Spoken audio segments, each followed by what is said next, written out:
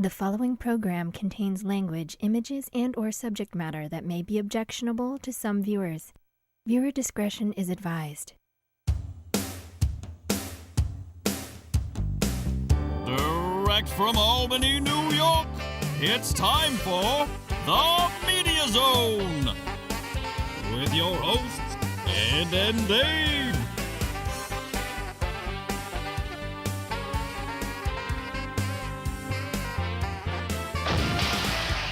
Tonight, a look at this week's new film and DVD releases. And the chance to win free movie tickets with the Poster Pairs game.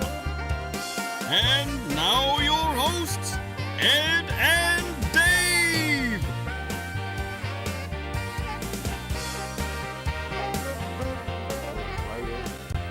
Yeah, just an effect I threw in, the flashing light, and may as well throw everything in from the editing tool case there. Welcome to the Media Zone, and Dave here, and Dave with you in the middle of summer, Dave. Oh, the middle of the swamp. Yeah, I don't know, we can't tell we're taping ahead here at this point if we're going to be in the soup here, like we were in June with all the rain. Well, We'll see how it goes. just hope we get some nice weather. Yeah, we should be wrapping up our web series by now, Dave, in the middle of July. And then I'll get to work on the editing, and we'll have it out for you maybe in September. That's the plan. Now, that Super Knocked Up web series, they put out their first episode in March. I think the second episode was 2 or so weeks later.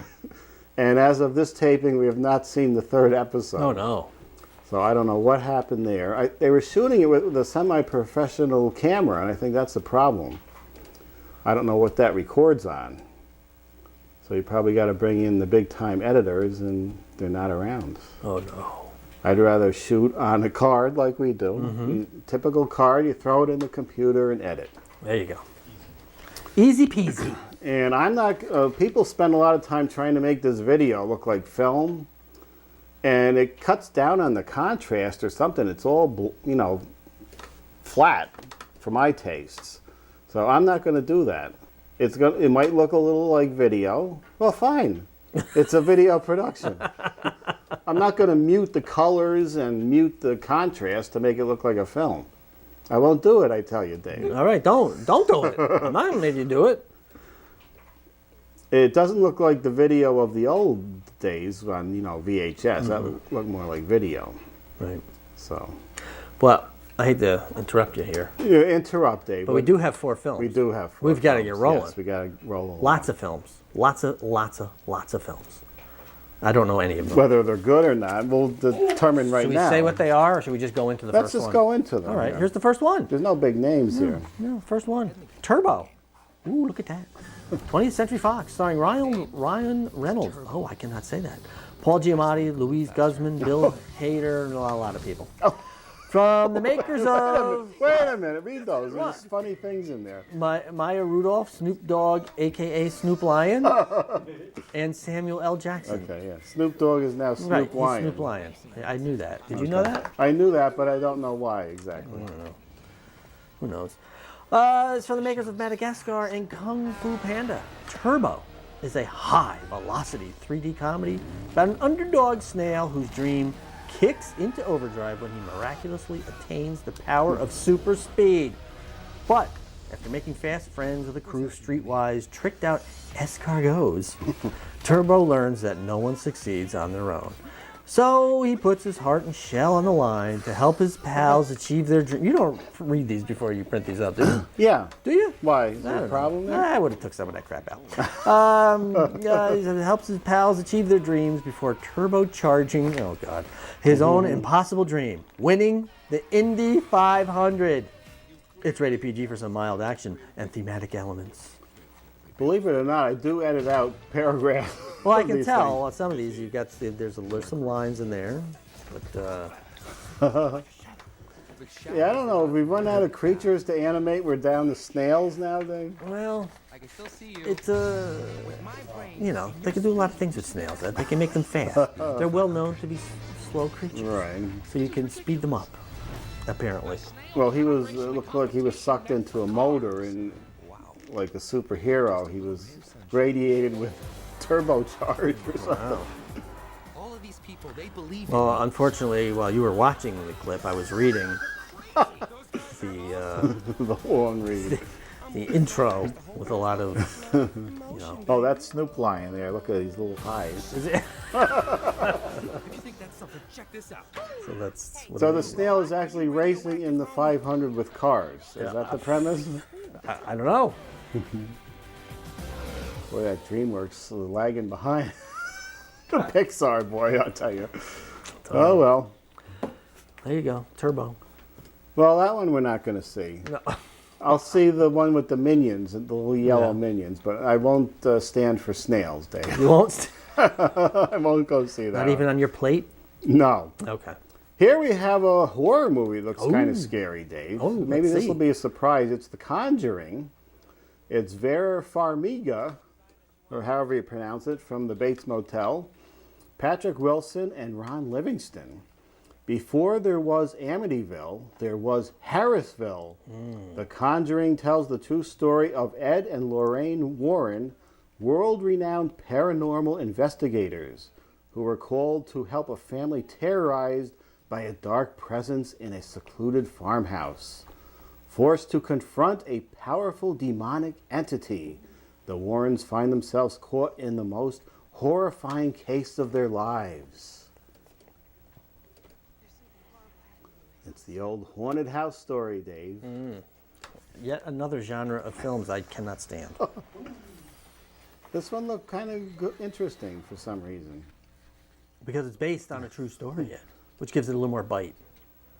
I guess. Is that Lily Taylor? I believe it is. There's Mrs. Bates with brown hair.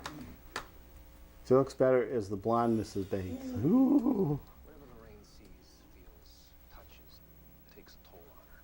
A little piece each time. Ron Livingston, Maybe it's the well known from Office Space. Is that what he's known for? Yes. Oh, that's what I liked. It had the those little, what were those called? Wait, those printed. Where you print out the strips, Oh, the little guns? the guns, The plastic, I don't know, label makers? label makers.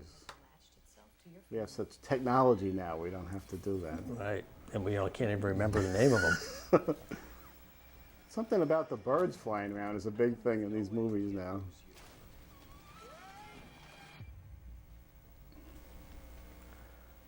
Are you scared, Ed? I think I was more frightened with the soundtrack running. Ooh. I'll turn it down too. Yeah.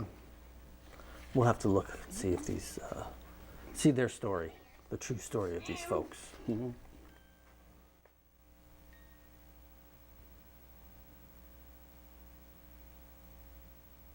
Oh my God! Well, without the sound, it looks like typical fare, Dave. But with the sound, it looked a little more creepier. So you be the judge out there in TV land. All right, move along to the next film. R.I.P.D. with Ryan Reynolds yet again. He was just in the other one there. What was that one? Turbo? The voice Turbo, there? the voice. Yeah. Jeff Bridges, Kevin Bacon. Bacon. Mary Louise Parker. Veteran Sheriff Roy Pulsifer has spent his entire career with the legendary police force known as R.I.P.D., tracking monstrous spirits who are cleverly disguised as ordinary people. Oh boy. His mission, to arrest and bring to justice a special brand of criminals trying to escape final judgment by hiding among the unsuspecting on Earth. Roy and his junior partner, former rising star detective Nick Walker, must miraculously restore the cosmic balance or watch the tunnel to the afterlife begin sending angry souls the very wrong way. Rated PG-13 for violence, sci-fi action, some sensuality, language, sex references, stuff like that. What was the movie where the Treat aliens... Williams? No. No. The aliens were... Doo-doo-doo. Yeah.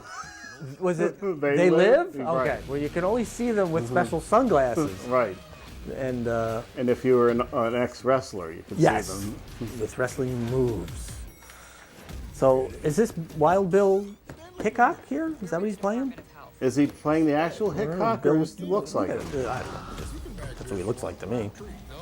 Looks like there's a lot of spasmatic aliens or whatever they So are. I'm guessing this is kind of a semi-comedy or full-blown comedy. The more I watch the trailer. There's a little Men in Black thing going on. I guess it's everything thrown into the... I'm hoping Jeff Bridges is wearing his teeth for this one. He's not very understandable. If he's, you know, Does he often... if he's missing his bridges, no pun intended. Does he have bridges? Oh, he's got to. Sometimes it looks like it, yeah. Sometimes he just talks. Can't understand him. Yeah. We can do just about anything with CG now, but do we really want to sometimes? Is it 3D? Yeah, we've seen the 3D. We've seen the Men in Black. Yeah. What's next? I'm starting to agree with the kid critic. I'm giving this a C-. Just on the basis of the trailer. Right. That's all you have to do. The trailer tells it all. Does it? You want to see it? Look at the trailer. All right. Do you know they want to cut down the trailers to 2 minutes? You're happy about that. What are they, 2.5 now? 2.5, yeah. Yeah, let's get rid of 30 seconds in some of these trailers. The theater owners want them cut down, I guess. All right.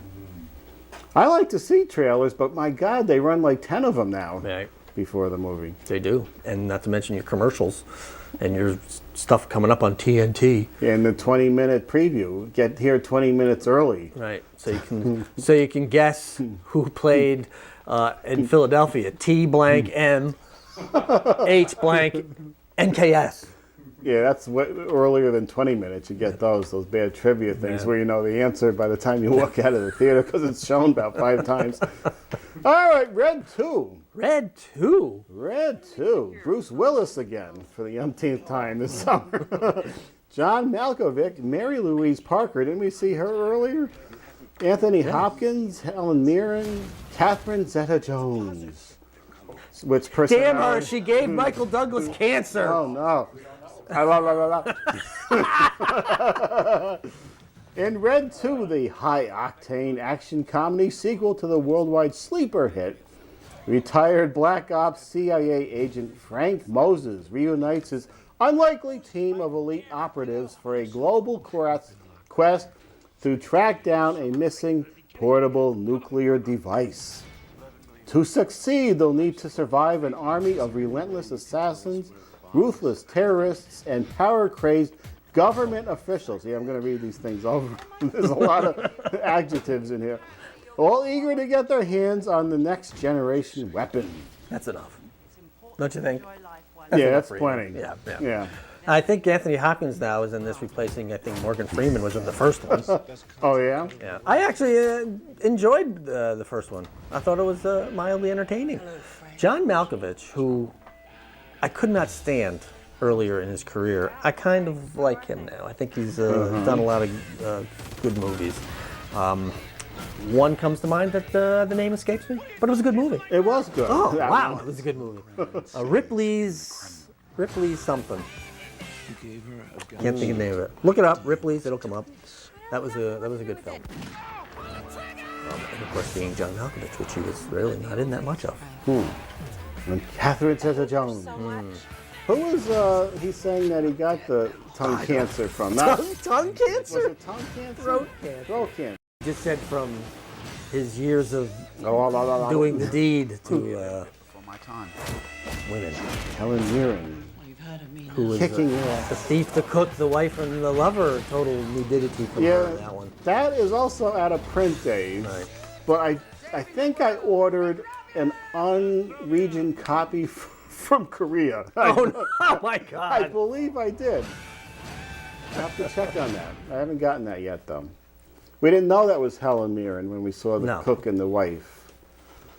I don't even know which order it is. The thief, the wife, the cook, and her lover?